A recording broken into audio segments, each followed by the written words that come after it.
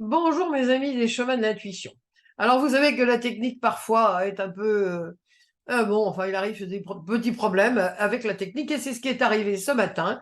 J'étais en train d'interviewer Florence Hubert au sujet de son livre Enquête de l'au-delà et pour une raison que j'ignore alors que je fais des dizaines d'interviews par semaine ou de cours, eh bien impossible d'établir la liaison.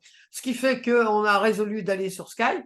Et bon, comme ça fait quand même pas mal de temps que je ne suis pas sur Skype, je ne sais pas ce qui s'est passé. Et l'enregistrement, il manque donc 1 minute et demie.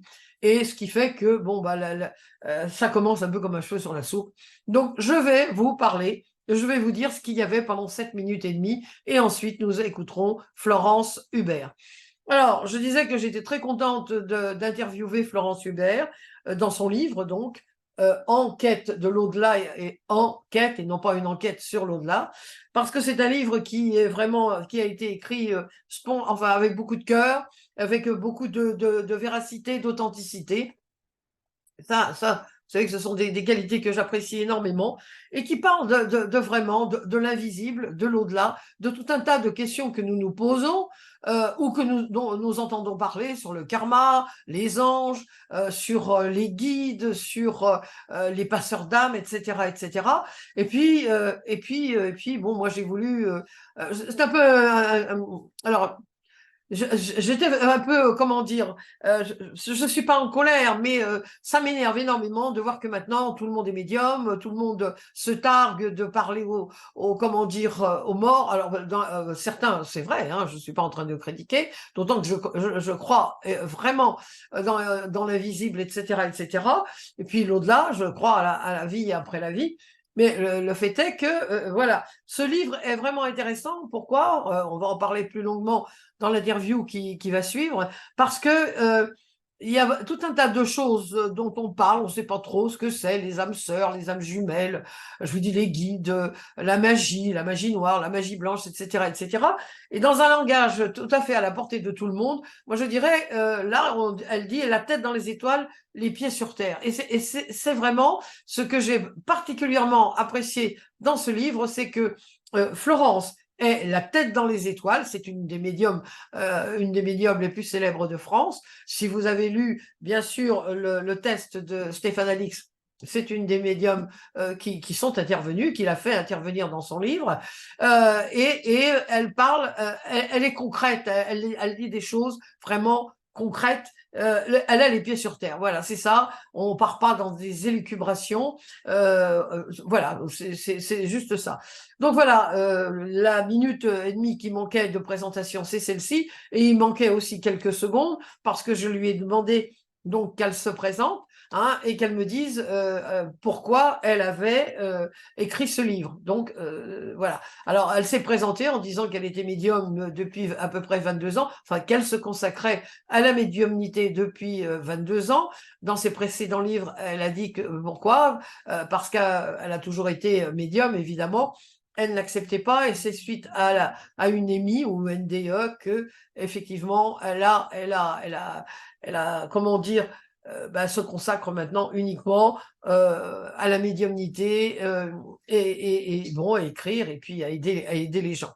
Donc là maintenant, ce qui suit juste après, c'est effectivement, je lui dis pourquoi ce livre, pourquoi avez-vous enfin pris la décision, à un moment donné, nous les auteurs, il y a quelque chose qui nous pousse à écrire un livre, plus particulièrement. C'est donc ce que je lui ai posé, et c'est ça qui vient absolument juste après. Voilà. Voilà, je me suis permise en fait de dire ce que je pensais un petit peu de la médiumnité et de la façon dont elle est faite, de la façon dont je la pratique, de la façon dont en fait je la fais tous les jours. Alors là, on a perdu l'image. Alors attendez, je vais réappuyer, je ne sais pas où. Et là, Voilà, c'est revenu. Ah ben voilà. non, c'est reparti. Ah, ben, il est sensible. Ah, voilà. Non, c'est Ah, reparti. là, ça devrait être bon. Ça devrait être bon. Alors, Voilà, donc en fait, au bout de 20 ans, oui, je me suis permise de dire un petit peu Bah, ce que je pensais de la médiumnité, des médiums, de la façon dont on l'a fait, la pratique, et puis comment ça se passe un petit peu de l'autre côté quand même, hein. Il faut mettre les choses à plat. Moi, je suis comme vous, terrestre. Donc, je suis les pieds ancrés, hein, c'est ce que j'ai marqué, la tête dans les étoiles, mais je suis bien ancrée en terre, hein. Oui, c'est ça qui m'a beaucoup plu d'ailleurs dans votre livre, c'est que vous parlez, vous mettez au point un certain nombre de choses, parce qu'il y a quand même beaucoup de charlatanisme. Aujourd'hui, tout le monde est médium, tout le monde est passeur d'âme, tout le monde parle sur la médiumnité. Enfin, tout le monde est médium aujourd'hui, hein. Si vous regardez sur Google et tout ça, tout le monde est médium. Donc, vous mettez à plat certaines choses. Alors, comment en êtes-vous arrivé, Florence, vous dites depuis 22 ans, vous êtes médium. Donc, comment en êtes-vous arrivé à accepter votre médiumnité? Ça n'a pas toujours été le cas. Ça n'a pas toujours été facile. Depuis que je suis toute petite, je suis un peu travaillée par la médiumnité, les guides, mon guide, parce qu'on a un guide, etc. Bon, c'est pas facile de s'imposer dans mon milieu qui était un petit peu médical, même encore, hein, c'est pas toujours simple dans le milieu dans lequel je suis avec la famille. De m'imposer en tant que médium, parce que c'est en France, on est brûlé directement, hein, on est des Oui. sorcières. Mais bon, ça m'a toujours. Je vais vous avouer quelque chose. En fait, je suis préparatrice en pharmacie et puis j'ai fait moult métiers derrière et jamais aucun métier, je n'ai pu tenir dans jamais aucun des métiers. J'avais toujours des soucis, j'arrivais pas à m'adapter, j'y arrivais pas, j'y arrivais pas. Et ça fait quand même 22 ans que je fais de la médiumnité. Je me dis que si j'étais pas faite pour ça, j'aurais pas pu continuer dans ce domaine-là non plus. Oui, ça c'est sûr, oui. Voilà. Donc en fait, j'y suis allée après une NDE, hein, donc une EMI, hein, une expérience de mort imminente. Pas contrainte et forcée, mais un peu contrainte quand même, parce que bon, j'avais plus le choix, j'avais vu, j'avais goûté ce qu'était l'autre côté, et il fallait vraiment que je bouge. Et oui, et donc depuis 22 ans, maintenant, vous exercez. Alors, bon, je parlerai de vos deux autres livres sur le blog, mais donc vous vous êtes permis d'écrire ce livre, hein, parce que, alors, vous parlez d'énormément de choses, vous mettez au point, alors on parle de l'invisible, on parle évidemment de l'au-delà, hein, et là, vous mettez un certain nombre de choses au point. Moi, j'ai bien aimé ça parce que on entend de tout, et vraiment, alors voilà. Alors, quelle est la différence? Bon, moi j'ai lu votre livre, donc quelle différence vous faites entre l'esprit et l'âme? Oui, tout à fait. Eh ben, en fait, les gens disent souvent, alors, j'ai un fantôme, j'ai un esprit à la maison, j'ai un fantôme à la maison, j'ai une âme à la maison. En fait, l'esprit, c'est l'alliance de l'âme et de notre mental, c'est-à-dire nous et notre âme. Et on a un mental pour vivre sur Terre, là. Il faut un mental, il faut bien mentaliser, hein, Oui, comme oui. il faut payer la baguette, qu'il faut payer les impôts et tout, il faut bien qu'on mentalise, hein. Bon. Et l'esprit, c'est l'alliance des deux. Donc, quand on passe de l'autre côté, quand on meurt, notre mental s'en va, reste notre âme et notre niveau de conscience. D'accord, et la conscience, elle est non locale, donc c'est pour ça qu'on a accès à l'intuition, etc., etc. Alors, bon, vous parlez des maisons hantées, vous parlez de la mémoire des lieux. Alors ça c'est quelque chose d'intéressant parce que, est-ce que vous pouvez nous en dire un peu plus? Parce que vous allez, pas enlever la mémoire, mais vous allez libérer. Alors on va dire, qu'est-ce qui se passe quand vous arrivez dans une maison? Il y a certaines maisons qui sont chargés, on dit chargés, hein, c'est ça, hein. Alors qu'est-ce qui se passe? Comment vous faites? Alors, en fait, dans les maisons qui sont dites hantées, entre Oui, guillemets, ou chargées, on y va. Alors, c'est pas simple. À contrariori, par exemple, quand je fais une conférence devant des gens, les défunts sont prêts, ils sont OK, les guides sont OK, et ils viennent et ils discutent. Quand on va dans une maison, les défunts sont prévenus, ils ne sont pas forcément OK, parce que ils ne sont pas forcément au courant qu'ils sont décédés, donc aussi morts. Voilà. c'est ça, oui. Voilà. Alors, il peut y avoir la mémoire des lieux. Donc, la mémoire des lieux, c'est une espèce de miasme qui reste collé à un endroit ou à un mur. Par exemple, dans une pièce, on va dire ça comme ça, quelqu'un a été battu à mort. Il est battu à mort, hein. violée, battue à mort et tout. Cette pièce, les murs vont s'imprégner de cette violence. Il va rester ce qu'on appelle du résiduel. C'est-à-dire, il va rester des résonances résiduelles de l'impact de cette violence. Donc, là, on va nettoyer la mémoire des murs. Puis, quand une âme est défunte et erre dans la maison, une âme errante, hein, ce n'est pas un esprit errant, c'est bien une âme errante, on va lui faire comprendre qu'elle est terrestrement partie de l'autre côté et qu'elle doit aller dans la lumière. Mais ce n'est pas toujours évident et ça ne marche pas toujours à chaque fois. Ah, il y a des fois, ils refusent de partir. Oui, il y a des fois, ils refusent de partir et j'en parle dans mon second livre de cette petite dame que j'aimais beaucoup, qui avait restauré un hôtel sur la ligne de démarcation vers Nantes, etc., et qui avait chez elle une entité qui s'appelait Amélie. Et elle ne voulait pas partir parce qu'elle avait acheté un hôtel qu'elle avait retapé, et Amélie était chez elle. Donc, cette petite dame-là, il n'y en a aucune des deux qui a cédé, cette dame-là est partie de l'autre côté. En fait, elle est décédée maintenant. Ouais.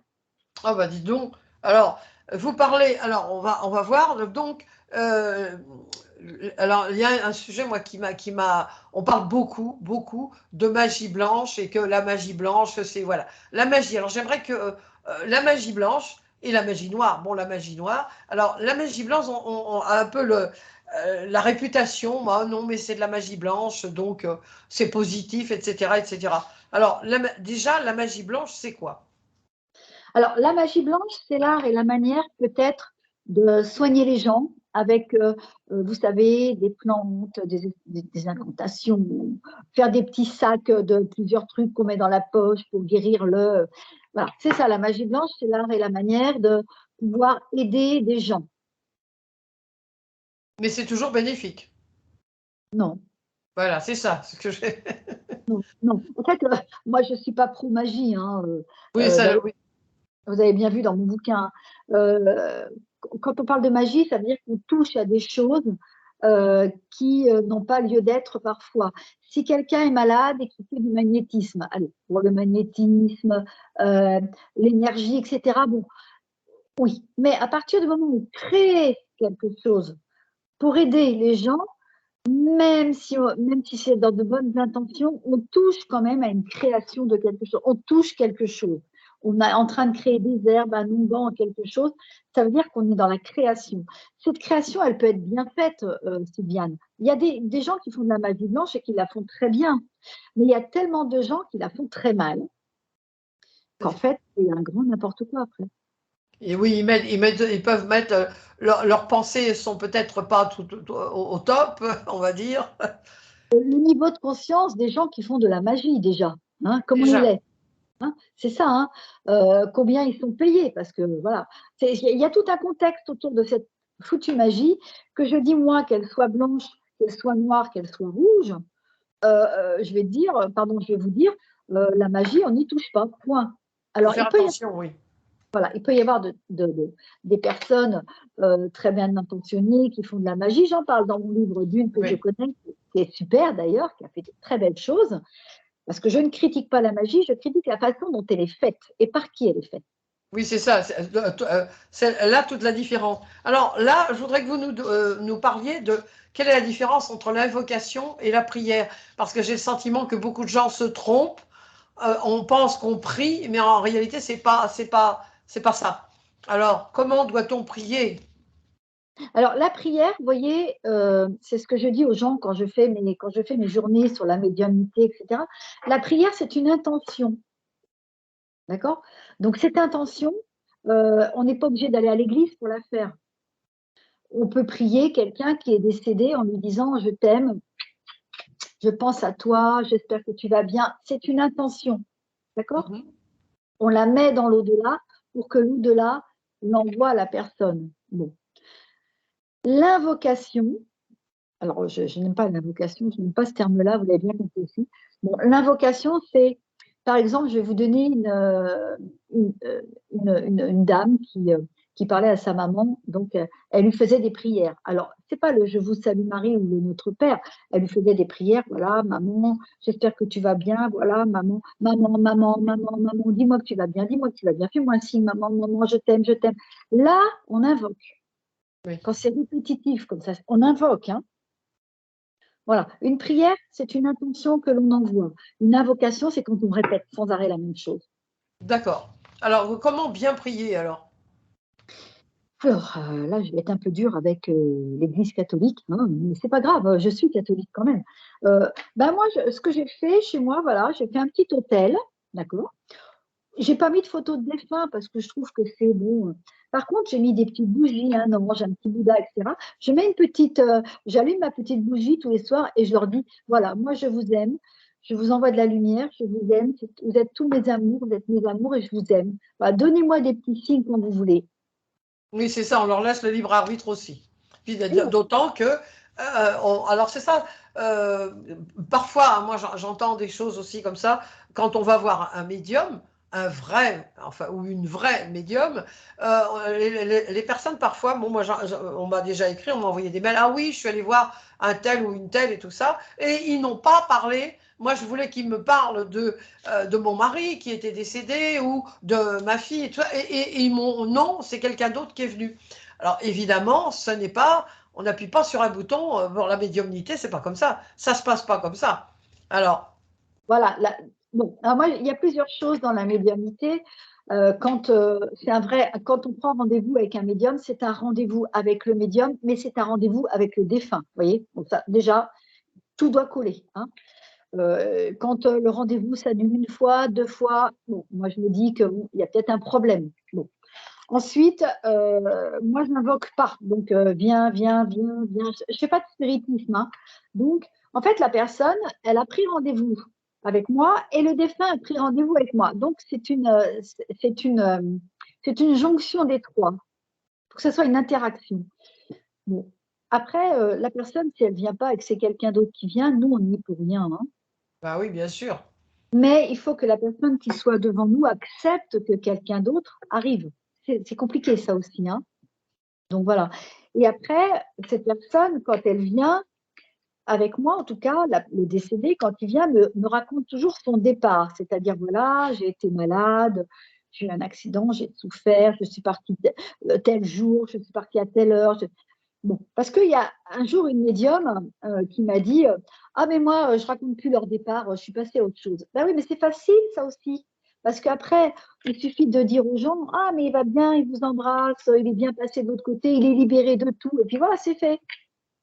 Ben oui, justement. Ça, oui, et comment on sait que la personne est vraiment en train de parler à notre défunt?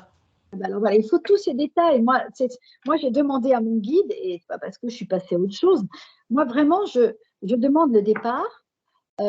Pour savoir un petit peu, ben voilà, il explique, voilà, moi j'ai eu un cancer, j'ai souffert, vous étiez là, je vous ai vu, ton frère et toi, je suis partie, voilà, je m'écoule un mercredi, le mercredi, j'aime pas ce jour-là parce qu'il est parti un mercredi, vers 17, alors il me montre 17, ça peut être le jour, ça peut être l'heure, voilà, il faut tout qu'il y ait tous ces détails-là pour que la personne d'en face, je dirais, c'est un mot que j'aime pas, mais qui marche bien, c'est matcher avec le médium et se dire, bah oui, je suis avec mon défunt, quoi, c'est sûr.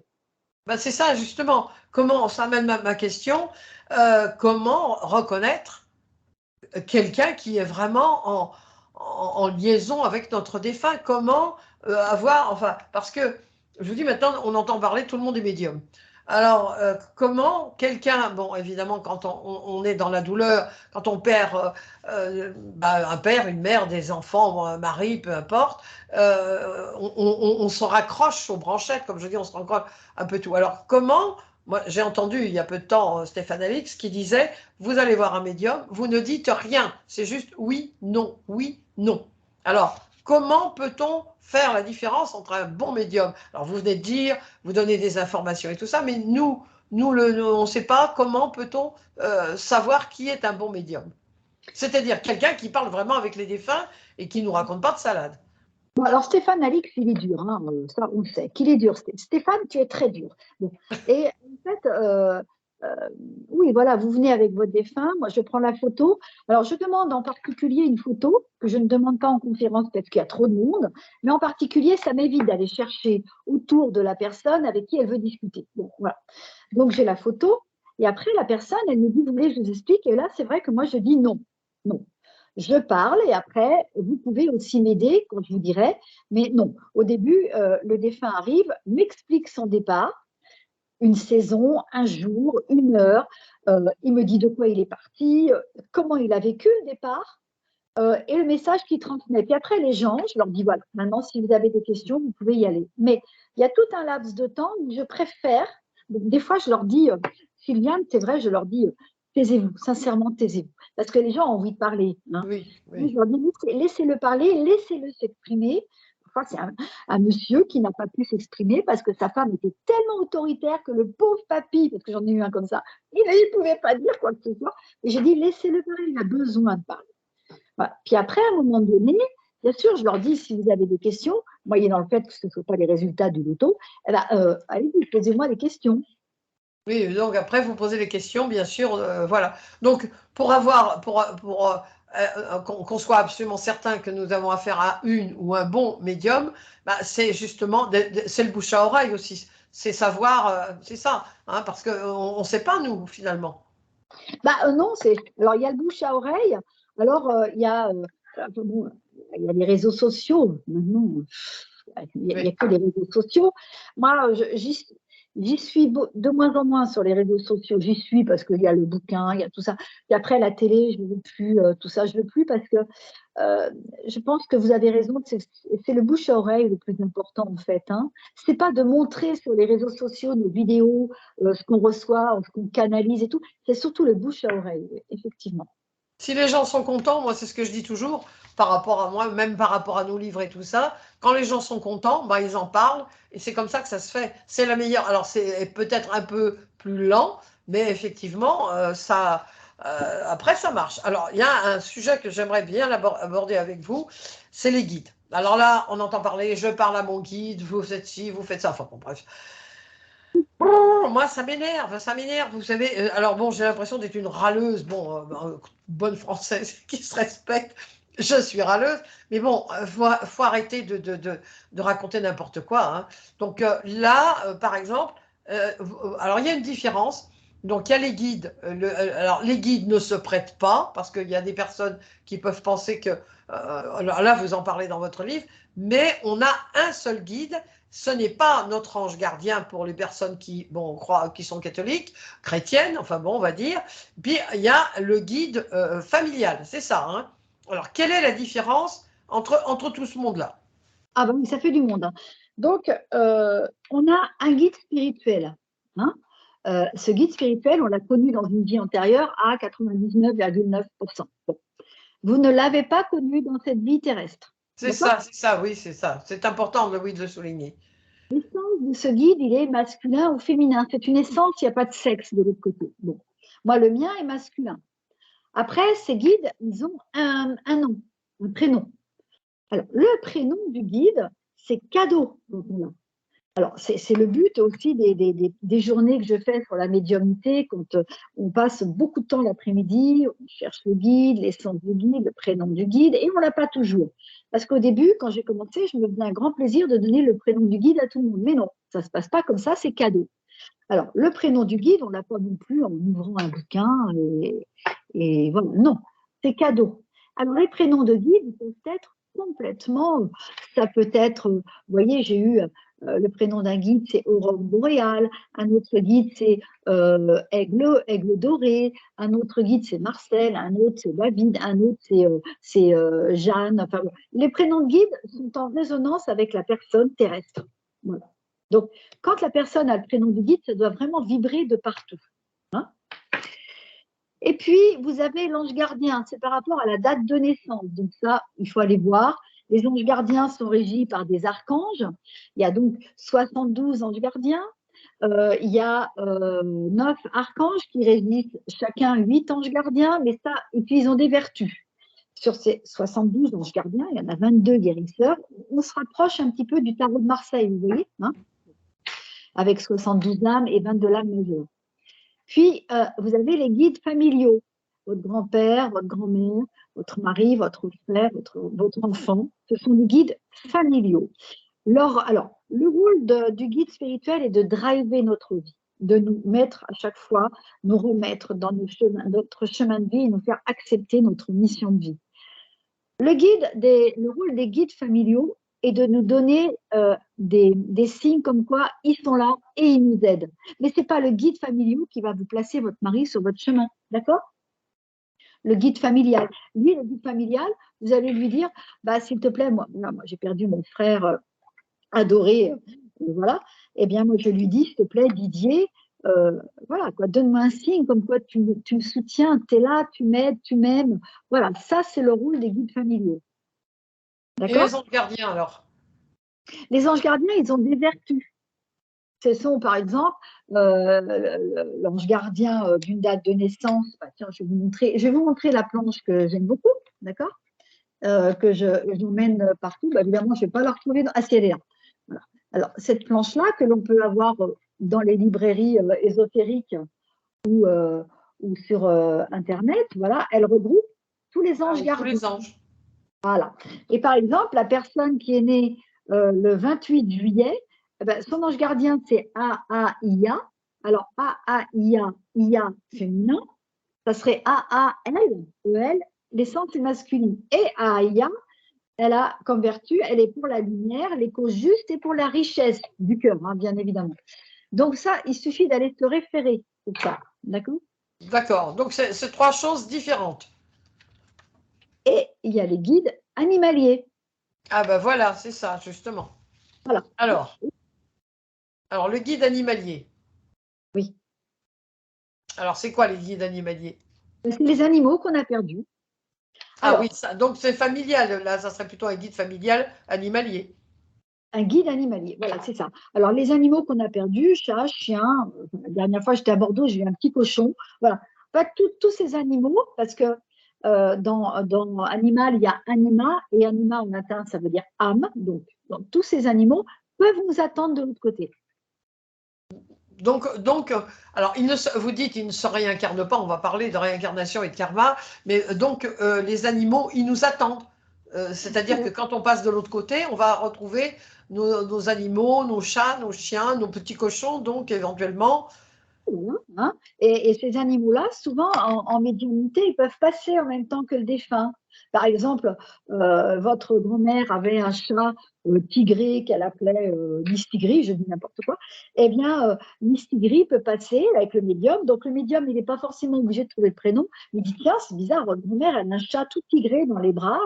Elle l'aime beaucoup. Voilà. Bon, il passe souvent. Mais ils parlent télépathiquement, évidemment, on peut parler avec tout le monde finalement. Ah oui, il n'y a pas de barrière. Hein. Oui, c'est ça qui est extraordinaire, hein, c'est ça qui est extraordinaire. Alors oui, justement, parce que les animaux, on parle beaucoup, justement, ils nous attendent qui nous attendent de l'autre côté, c'est aussi un réconfort, parce que bon, on perd un animal, beaucoup de gens disent, bon, ça n'est qu'un animal, mais non, ça n'est pas toujours qu'un animal. Bah non. Il y a des gens qui perdent des animaux, c'est leur enfant, quoi, vous comprenez? Bah, oui, c'est des Ah compagnons de oui. vie, hein, c'est tout simplement. Bon, moi je trouve ça très réconfortant, hein, franchement. Alors, là, alors, vous parlez aussi, j'ai beaucoup aimé, alors, alors je remontre le livre, hein, parce qu'il faut bien le montrer, hein, c'est, vous donnez tout un tas d'informations, alors le karma, alors là ça c'est encore un truc qui m'énerve, il y a beaucoup de choses qui m'énervent finalement, bon, en tout bon bélier que je suis, c'est pas bon, alors tout le monde parle du karma, oh c'est le karma, oh c'est le karma, maintenant on n'entend plus parler que de karma, de guide, et alors, on va parler après des passeurs d'âme. Mais je veux dire, le karma. Alors, le karma, c'est pas vraiment. Maintenant, on le met à toutes les sauces, le karma. Alors, parlez-nous du karma. Bah, le karma, en fait, le karma, c'est simple, hein, c'est la vie qu'on a. Donc, on a un karma à assumer dans cette vie-ci. Hein, Oui. voilà. Après, il peut y avoir des karmas des karmas de familiaux. Vous voyez, par exemple, une arrière-arrière-grand-mère qui a un cancer du sein, la grand-mère a un cancer du sein, la mère a un cancer du sein, la fille a un cancer du sein. Il peut y avoir des choses transgénérationnelles, ce que j'appelle Oui. des patates chaudes, moi, qu'on se transmet de génération en génération. Ça peut être, donc la maladie peut être karmique, c'est-à-dire de génération en génération, on a quelque chose. Mais ce karma, en fait, le karma qu'on a dans la vie terrestre, il est grandement suffisant. C'est pas parce que Ça m'énerve. C'est pas parce qu'on est malade dans cette vie terrestre. Vous voyez, mon frère qui a eu un cancer du pancréas, eh ben, c'est terrestre. Il a été malade. Il n'y a pas de karma. Il n'y a pas. Oh là là, mais qu'est-ce qu'il a fait dans une vie antérieure pour mériter ça? Ben non, il a été malade terrestrement. Il n'a pas pris soin de lui. Il y a des choses qu'il a. Ben voilà. Il y a aussi le terrestre. Il n'y a pas que du karmique qu'on nous balance et qui arrive de l'autre côté. Ça serait vachement bien. Moi, j'aime bien. Mais il y a aussi le terrestre à assumer. Bah, c'est une école, hein, notre incarnation, c'est une école. On a déjà tellement à faire, hein, mais bon, effectivement, hein, ça c'est. Alors là aussi, alors, vous savez, non mais j'ai bien tout préparé mon petit. Bon, on a eu du mal, mais bon, alors là, on va encore un autre truc qui m'énerve. Ils vont dire, alors là, les gens qui vont lire la vidéo, lire celle-là, non, mais c'est vrai, c'est comme ça. Bon, on sait, hein, avec mes vidéos, c'est toujours un peu comme ça, je dis ce que je pense. C'est les passeurs d'âme. Alors ça, j'avais oublié aussi. Alors, il y a les médiums, il y a le karma, et puis les guides, et puis il y a les passeurs d'âme. Tout le monde, maintenant, voilà, on fait des formations, hop, de passeurs d'âme. Alors, tout le monde passe les âmes. Alors, d'abord, je vais vous dire, vous comprendrez bien toutes les deux, parce que c'est vrai que je vous pète beaucoup aussi. Donc, j'aimerais bien que les médiums qui disent aux gens, vous êtes magnétiseurs, vous êtes passeurs d'âme, vous êtes ci, vous êtes ça, j'aimerais bien que ces gens-là prennent leurs responsabilités. Quand on dit à quelqu'un qu'il est passeur d'âme, eh ben on l'accompagne, d'accord? Parce qu'après, moi, ces gens-là, je les récupère, ils viennent me voir, on m'a dit que j'étais passeur d'âme. Il dit, c'est bien. Et alors, eh ben alors, voilà, qu'est-ce que j'en fais? Aidez-moi. Eh ben non. Moi, j'aimerais bien que tous les gens qui ouvrent une porte, eh ben, aillent avec la personne et les accompagnent à l'intérieur de la pièce. Bon, ça, c'est une chose. Puis, deuxièmement, passeur d'âme, c'est quand même très, très spécial. On ne devient pas passeur d'âme, on y est. C'est une aptitude que l'on a. Bon. On ne peut pas devenir passeur d'âme. On peut aider certaines âmes à monter, mais on ne peut pas s'improviser passeur d'âme, aller dans une maison et nettoyer la maison. Je refuse. alors c'est quoi un passeur d'âme? Un passeur d'âme est quelqu'un qui aide les gens à, soit quand la personne est décédée, à aller sur un plan dans l'au-delà pour se reposer, comprendre qu'elle est décédée. Un passeur d'âme, je vais vous faire rigoler, ça peut être un très très bon éducateur qui va dans cette vie terrestre aider un enfant à la dérive, à prendre conscience qu'il y a autre chose que la dérive et le remettre sur le droit chemin. Il a passé quelque chose, vous comprenez? Oui, Voilà. oui, tout à fait, oui, oui. Un passeur d'âme. Ça peut être un très très bon psychothérapeute ou psychiatre, parce que Christophe Fauré est un très bon, voilà, qui dit aux gens, ben voilà, voilà, vous en êtes à un tel point qu'il faut absolument que vous fassiez quelque chose. Je vais vous accompagner pour lâcher prise sur ça, pour refaire. C'est aussi un passeur d'âme. Le passeur d'âme, c'est quelqu'un qui fait évoluer notre âme de là à là, sur une prise de conscience aussi, du temps du passage terrestre, mais du temps aussi du décès. C'est une prise de conscience du défunt dans la maison. Et oui, je suis mort, quoi. Voilà. Comment on fait? Alors, un passeur d'âme, pour vous accompagner, donc vous êtes passeuse d'âme, est-ce que tous les médiums sont passeurs d'âme? Mais non. Non? Mais moi, je ne fais pas de magnétisme, je ne fais pas d'écriture automatique, je ne fais pas d'énergie, je fais que ce que j'ai à faire. Donc, tous les médiums ne peuvent pas tout faire. Et être passeur d'âme, c'est très spécial, n'est pas passeur d'âme qui veut. Quand je vois des émissions à la télévision, alors excusez-moi, là je vais peut-être offenser certaines personnes, mais quand je vois des émissions à la télé où on voit des médiums avec un couteau tourner autour d'une table et couper les énergies négatives en disant je te chasse, je te suis. C'est de la. Ah. Excusez-moi, voilà. Donc là, je me dis. C'est de la foutaise. C'est plutôt agressif comme truc même là. Ah oui, dès qu'il y a un couteau, oui, ça, sûrement. C'est super agressif. Donc voilà, quand on aide les gens à passer à un niveau de conscience ou aller ailleurs au niveau d'un niveau de conscience terrestre ou céleste, on prend du temps, on est dans l'amour, on est dans l'attente, la patience. Voilà, on ne va pas sur un claquement de doigts tout nettoyer comme ça. Moi, j'étais avec un jour, j'étais avec un médium, il y a longtemps, hein, et on est passé à Oradour-sur-Glane, vous savez? Enfin, Oh oui, oui, oui. Ça, alors là, oui, oui. Oradour-sur-Glane, oui. et il me dit, alors je ne suis pas rentrée parce que j'étais pas bien du tout. Et lui, il me dit, oh là là, t'inquiète, je vais tous les faire monter. On ne peut pas faire monter ces gens-là. On ne peut pas être passeur d'âme à Oradour-sur-Glane ou les vénère encore. Tant qu'on vénère quelque chose qui s'est produit d'aussi atroce, ils sont accrochés, vous comprenez? Oui, oui, oui, oui, oui, ça c'est. Oui, là, oui, je comprends. Comme vous le dites, ouais, c'est tout à fait. C'est ça pour. Bon, alors je remonte votre livre, hein, pour enquête. C'est pas enquête, une enquête du FBI. Non, c'est pas les experts. Enfin, oui, vous êtes une experte, mais bon. Alors là encore un autre truc qui m'énerve. Ah oui, oui, oui. Bon, bon, bah, c'est pour ça que non, c'est pour ça que j'ai j'ai dit bon. Franchement, les familles, alors les âmes sœurs, les âmes jumelles, maintenant on n'entend plus parler que de ça. C'est mon âme sœur, c'est mon âme jumelle, on fait partie de la même famille d'âmes. Oh là là. Alors, c'est quoi alors les familles d'âmes, hein, c'est il y a toute une série, hein, vous dites, il y a attendez, il y en a plein. Alors attendez. Oh, il y a les guérisseurs, il y a les guérisseurs, les enseignants, les initiateurs de conscience, les alchimistes, les chamans. Enfin, il y en a beaucoup, beaucoup, beaucoup. On a plein. Voilà. Ça, ce sont les familles d'âmes dans Oui, c'est lesquelles. les familles d'âmes, voilà. D'accord? Puis après, il y a les âmes sœurs, les âmes doubles et les âmes jumelles. Oui. Euh, j'ai expliqué dans le bouquin, vous avez vu, les âmes sœurs et les âmes jumelles, c'est pas du tout pareil. Hein, Oui, c'est ça, exactement, oui. oui, alors j'ai trouvé mon âme sœur.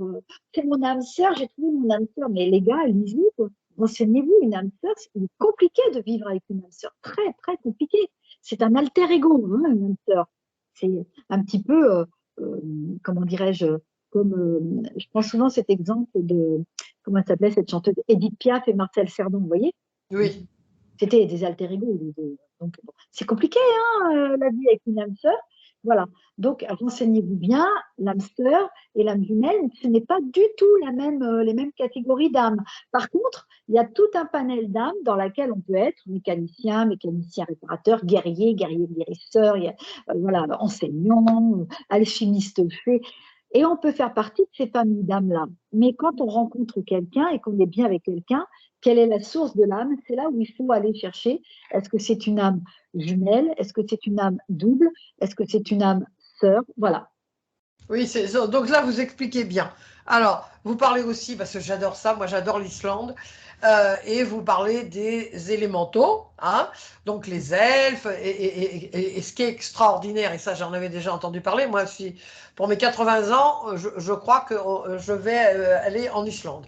Il y a des routes où on ne construit pas certaines routes parce qu'il y a, mais ça je l'avais lu, et je sais plus où je l'ai vu, parce qu'il y a des trolls, ou je ne sais plus comment on appelle ça, qui habitent des familles, des familles. Et je trouve ça extraordinaire. Est-ce que vous pouvez, les élémentaux, parce que bon, là, c'est quand même, c'est difficile à voir les élémentaux. Ah bah c'est les lèpres chauds. J'aime bien ce film-là. C'est enfantin, mais c'est vrai que moi je suis un peu enfantine, quoi. Et les élémentaux, en fait, on ne les voit pas à l'œil nu. Souvent, ce sont les enfants qui les voient. Mais nous, on ne les voit pas parce que notre disque dur étant formaté, excusez-moi, on ne voit plus rien. Bon. Donc, les élémentaux, on peut les ressentir quand on va dans les forêts, quand on va sur certaines routes en Islande, etc. Mais ils sont là pour garder la nature. On va dire donc, en ce moment, les pauvres. Oh, je vous dis pas, hein, je vous parle pas de sandalfous qui surveillent la Terre. Bon, enfin, bref. Donc, ces élémentaux, eh bien, il y en a quatre, d'accord? Donc, il y a l'air, le feu, la terre et l'eau. Et c'est pour ça que quand vous offrez, quand on offre des fleurs coupées à quelqu'un, c'est très joli. Mais pour moi, elles sont déjà mortes. C'est dur ce que je dis, hein. Elles sont coupées, d'accord? Alors que quand elles sont dans le jardin, elles vivent. Oui. Après, ces élémentaux, ils aident à ce que la nature soit parfaitement bien. Vous ne pouvez pas bétonner et construire partout comme ça. Et en Islande, et en Irlande, et en Finlande, ils appellent des médiums qui travaillent avec des élémentaux et qui leur disent, bah non, en fait, la maison, vous ne la mettrez pas comme ça, vous la mettrez plutôt comme ça. Parce que là, il y a un cours d'eau, et là, les elfes, et là, les ondines et les naïades, elles ne sont pas contentes. Et voilà. Bon. Donc, Euh, alors moi, j'en ai vu une fois, j'en ai senti en fait, j'en ai pas vu, vraiment, je suis honnête, j'en ai senti au niveau de ma taille une fois, un gros troll. Mais c'est mignon les trolls, hein, il y a des trolls, ils existent. Et je l'ai senti avec mon ami Patrick Moreza. Et vraiment, ça nous a fait euh, un drôle d'effet, quoi. Puis après, dans les élémentaux, vous voyez, Kylian, j'y mets les libellules. Oui, J'y mets les salamandres. oui. Voilà. Voilà. J'y mets tout ça dans les élémentaux. Ce sont des pièces que l'on voit importantes des élémentaux. Il faut y faire très attention. C'est ce qui garde la nature. Et pour l'instant, la nature, on la détruit là. Ouais, alors donc, on détruit aussi les élémentaux. Ah On ben les oui. tue. Ah Ben ben oui. voilà, c'est ça. Hein. Alors là, donc, je les guide. Alors, les maîtres ascensionnés. Alors là, parce qu'on parle aussi beaucoup des maîtres ascensionnés. Non, mais là, moi, ce que j'ai aimé particulièrement dans votre livre, j'y reviens, c'est que vous remettez. Alors, on pourrait dire c'est un livre qui remet les pendules à l'heure. Hein. Voilà, parce que pour tous les gens qui s'intéressent à la spiritualité, au monde de l'invisible, hein, c'est un monde, hein, c'est énorme. Voilà, on dit tellement de bêtises, on dit tellement de trucs, c'est tellement. Puis les termes sont galvaudés. Alors bah vous remettez les pendules à l'heure. Hein. C'est vraiment. Alors, on parle beaucoup des maîtres ascensionnés aussi. Alors ça m'énerve un peu moins parce qu'on en parle quand même un peu moins. Mais, alors, c'est qui les maîtres ascensionnés? La différence entre les maîtres ascensionnés, enfin, les saints dans la religion catholique, la religion chrétienne, hein, même l'islam, ils ont des saints aussi. Oui, bien sûr. Il n'y a pas de religion. Hein. La religion, c'est encore l'homme qui a fait qu'ils sont Oui, voilà, incarnés. c'est ça. Alors, les maîtres ascensionnés, en fait, font partie d'une catégorie d'âmes qui est de l'autre côté, mais qui restent et qui tournent autour de la Terre parce qu'on les prie encore. Voilà.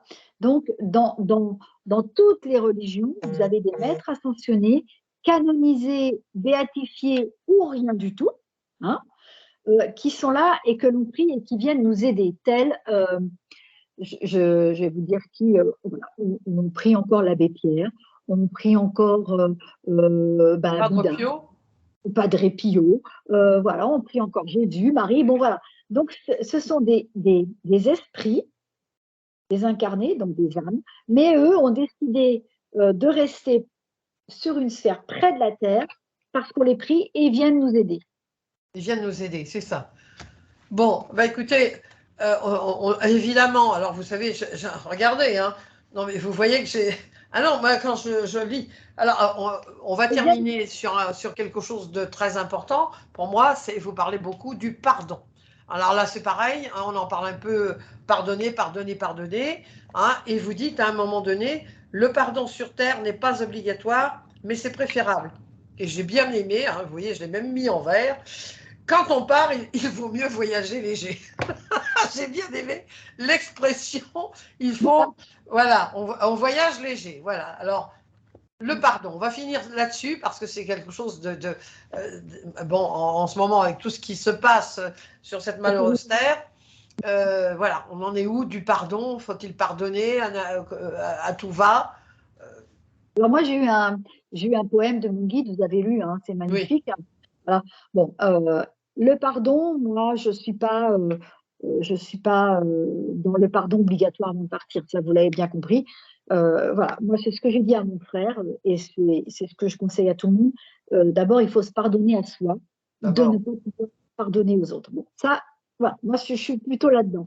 Puis après, comment voulez-vous qu'on pardonne, par exemple, à, à, à- à un violeur qui vient, qui tue une petite fille, qui la viole, qui l'étrangle, qui la torture, qui la tue, comment voulez-vous que les gens soient dans le pardon? Alors bon, alors oui, bah alors il y a beaucoup de prêcheurs de vérité en ce moment qui disent oui, il faut pardonner quand même, tu sais pour là, mais ben non. En fait, le pardon, moi je peux vous garantir que ça se joue de l'autre côté, ça se fait de l'autre côté. De Voilà. l'autre côté, vous dites oui. Oui. Donc, on règle vraiment nos trucs de l'autre côté. Après, sur Terre, on n'est pas tous capables de pardonner. Excusez-moi, moi, j'ai vécu aussi des choses, c'est compliqué. Hein, et puis, bon, d'autres personnes vivent d'autres choses. Tous ces gens qui ont été kidnappés, là, Oui. qui sont on ne sait pas où, cette jeune femme qui a été violée, torturée, puis traînée par une voiture. Enfin, mince, les parents, ils peuvent être. Comment voulez-vous que les parents rentrent dans un pardon? Alors, avec le temps, peut-être, je ne sais pas. Moi, en tout cas, je vous dis simplement, ça se règle de l'autre côté, le pardon. Alors, franchement, il ne faut pas vous sentir coupable si vous ne pouvez pas pardonner parce que l'être humain tel qu'on est avec notre esprit ne peut pas pardonner tout. C'est ça, c'est ça, c'est ça. Parce que ou alors ça reste dans le mental. Ça reste mental. On dit on pardonne, mais ça reste dans le mental. Ah oui, C'est un truc. bah oui, il y a des gens qui me disent, moi, je ne pardonne pas, mais je n'oublie pas. Bah, c'est quoi? Alors, je ne comprends pas là, non plus. Je pardonne pas, mais je n'oublie pas. Alors, ça veut dire que tu pardonnes si tu oublies ou tu pardonnes pas si tu n'oublies pas. Voilà, il y a un pardon ou il n'y a pas le pardon. Et bien, si on ne peut pas le faire, messieurs, dames, c'est pas très grave, vous verrez ça de l'autre côté. Voilà. Alors comment ça se passera de l'autre côté? Alors là, vous arrivez et puis on vous attache, on vous fouette d'abord. Non, c'est pas bien. Oui, oui. Allez, on va une touche légère. Non, euh, Ouais. non, en fait, ben voilà, de l'autre côté, vous allez certainement avoir à revoir les personnes qui vous ont fait du mal, parce que moi, je les ai comme ça, ces gens, ils se revoient.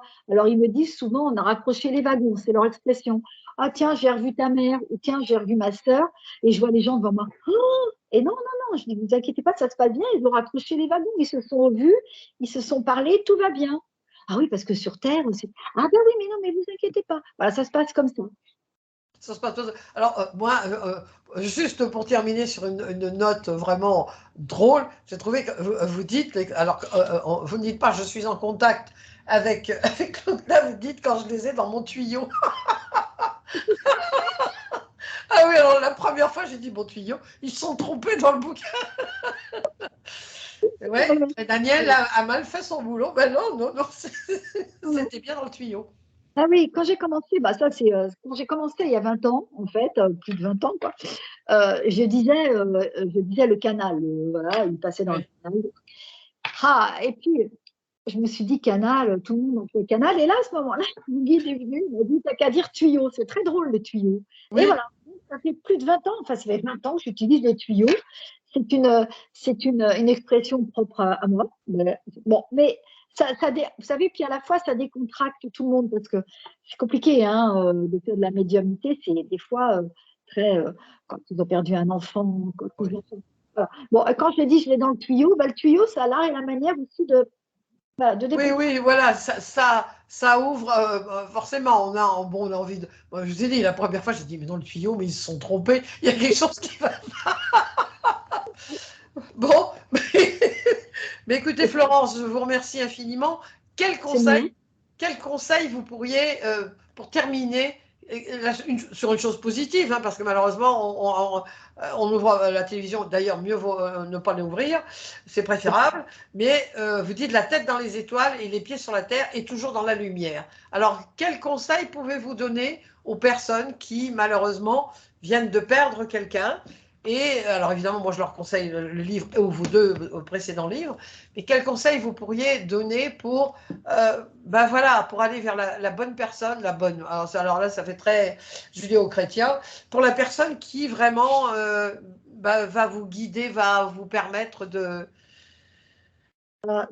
Moi, je dirais d'abord aux personnes qui viennent de perdre quelqu'un de ne pas éteindre la chaudière. Alors, c'est une expression, encore une expression, Sylviane.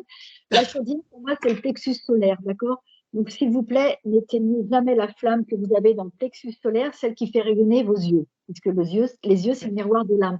N'éteignez jamais cette chaudière. Et puis, la deuxième chose, euh, écoutez vos ressentis. Oui, vous avez envie d'avoir des nouvelles ou non, ce n'est pas le moment. Puis après, si vous avez envie d'avoir des nouvelles, eh bien, si vous appelez un médium, fiez-vous à la voix que vous avez au téléphone de la personne, fiez-vous à votre intuition et demandez à votre défunt, voilà, moi j'aimerais aller voir Florence Hubert, moi, je dis, hein, est-ce que tu crois que je peux y aller? Et là, attendez un signe de votre défunt ce signe va être, par exemple, vous allez allumer une radio. Florence, non, ça va être une phrase comme ça. Florence, oh non, mais ça va être un film.